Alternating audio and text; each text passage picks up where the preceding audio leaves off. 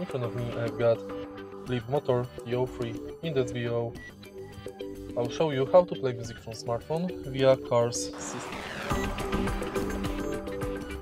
To play music from smartphone via car system, make sure that your car is connected to your smartphone via Bluetooth or cable. Next, take a look at the screen display and go to local media. Here, select Bluetooth music or USB music. Next, select play Bluetooth music and it's done. Now you can play anything you want on your smartphone.